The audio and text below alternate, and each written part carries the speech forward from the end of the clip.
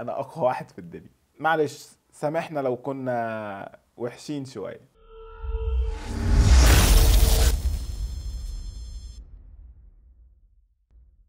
السلام عليكم، عاملين ايه؟ في ناس كتير بتخاف من دكاتره الاسنان، انا كنت واحد من الناس دي.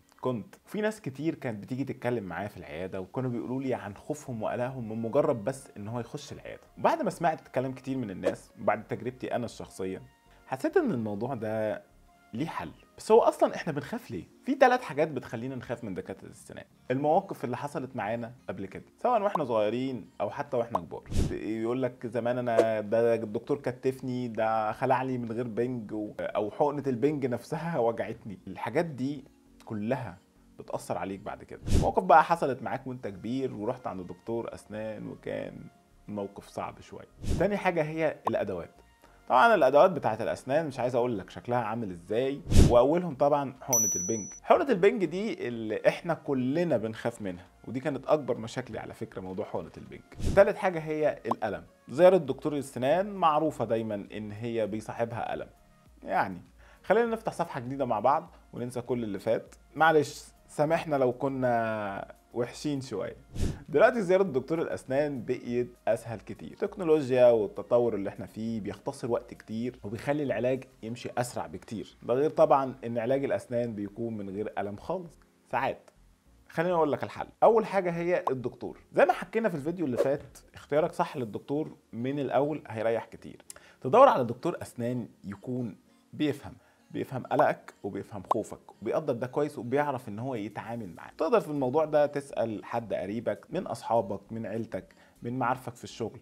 تسأل اي حد عن دكتور اسنان هو راح له قبل كده وكان خايف وعرف ان هو يسيطر على الخوف ده. تاني حاجة هي الوقت. حاول تخلي زيارتك عند دكتور الأسنان دايما تكون الصبح بقى بتبقى راجع من الشغل والدنيا اللي حصلت معاك في الشغل، تبقى مش هتفكر ايه اللي انت هتروح تشوفه في عيادة الأسنان او ايه اللي انت هتروح تقابله في عيادة الأسنان. بالعكس، هتروح هناك عند دكتور أسنان وتقول له اشتغل لي واديني، انا اقوى واحد في الدنيا.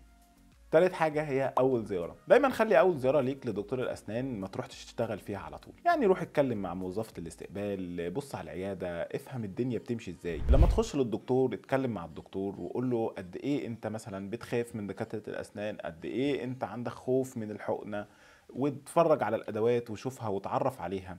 واتكلم مع الدكتور عشان تبني أول خطوة في الثقة المتبادلة ما بينكم انتوا الاتنين. تاخد نظرة عامة عن المكان. رابع حاجة، ابدأ بالسهل. دايما لما تروح عند دكتور السنان أول مرة ما تبتديش على طول هتاخد بنج وهنعمل لك حشو وهنحفر هنا وهنخلع هنا. لا، حاول دايما تبدأ بحاجات سهلة. اعمل كشف، اعمل أشعة، ممكن تتكلم مع الدكتور على خطة العلاج اللي هتمشي معاك بعد الكشف. حاجات بسيطة وحاجات سهلة.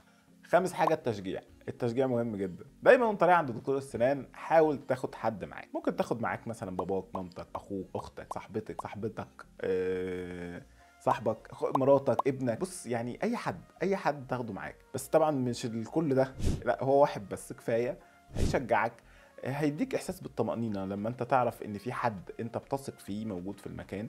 هتحس ان انت مش خايف شوية وهيقلل كتير من الخوف بتاعك. سادس حاجة هي السيطرة. دايما لما تروح عند دكتور الاسنان اتفق معاه. ده لو الدكتور الاسنان ما اتفقش معاك على حركة ممكن تعملها، ان انت لو حسيت بشعور مزعج، شعور مؤلم، زي مثلا ان انت ممكن ترفع ايدك، او مثلا ترفع ايدك برضه لانها ملهاش حل تاني، والدكتور بعدها يوقف شغل على طول. الموضوع ده هيخليك تحس ان لسه الوضع تحت سيطرتك. سابع حاجه الموسيقى. الموسيقى من الحاجات اللي بتهدي الاعصاب جدا. ممكن تخلي الدكتور يشغل حاجه هاديه، وده بيحصل في عيادات كتير على فكره دلوقتي، والموضوع ده ليه تاثير مهم جدا. بعيدا بقى عن كل ده، انت لما بتبقى اساسا رايح المكان وانت خايف وقلقان ومتوتر، جسمك بيفرز ادرينالين كتير جدا. فكر الادرينالين ده بيزود شعورك بالالم. ممكن مبيبقاش في الم وانت تحس بالم اصلا، لمجرد بس ان انت الادرينالين كتير جدا في جسمك. فحاول ان انت تروح وانت مطمن وهادي وما تقلقش. الموضوع مش صعب خالص، واللي كان بيحصل زمان ما بيبقاش يحصل دلوقتي. تقلقش. لو عجبكم الفيديو ما تنسوش اللايك والشير، ولو عايز تسأل عن حاجة اعمل كومنت. اشوفكم على خير ان شاء الله. سلام. كت كل ده، نعيد من الاول.